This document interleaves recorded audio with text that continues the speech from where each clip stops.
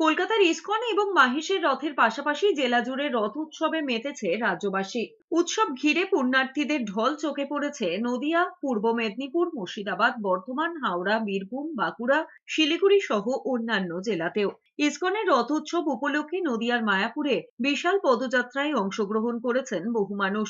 পূর্ব মহিষাদল রাজবাড়ির 247তম বছরের রথ উৎসব দেখতে হাজির হয়েছেন দেশের বিভিন্ন প্রান্তের মানুষ।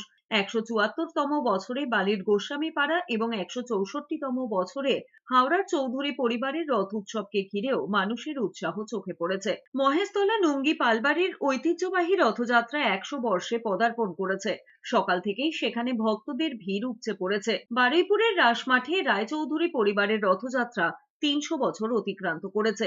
ব্রিটিশ আমলের লোহার শিকলে রথের রশিতে পড়েছে টান। এই রথযাত্রাকে ঘিরে প্রতি বছর বসে রাস মাঠে 15 দিনের মেলা। পুরীর রথযাত্রার নিয়ম অনুসরণ করে এখানেও রথ উৎসব পালিত হয়। চন্দননগর লক্ষ্মীগঞ্জ বাজারের রথের রশিতে পড়েছে টান। 1776 সালে এই রথযাত্রার সূচনা করেছিলেন চন্দননগর লক্ষ্মীগঞ্জ বাজারের ব্যবসায়ী যদুবেন্দ্র ঘোষ। রানীগঞ্জের ঐতিহ্যবাহী রথযাত্রাকে কেন্দ্র করে কয়েক হাজার মানুষের সমাগম হয়েছে আসানসোল শিল্পাঞ্চলে।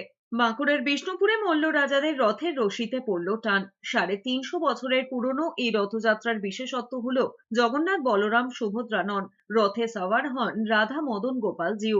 উৎসব উপলক্ষে গুরুত্বপূর্ণ এলাকাতে নজরদারি বসানো হয়েছে, ওয়াচ টাওয়ার এবং সিসিটিভি ক্যামেরা মোতায়েন করা হয়েছে, অতিরিক্ত পুলিশ বাহিনীও।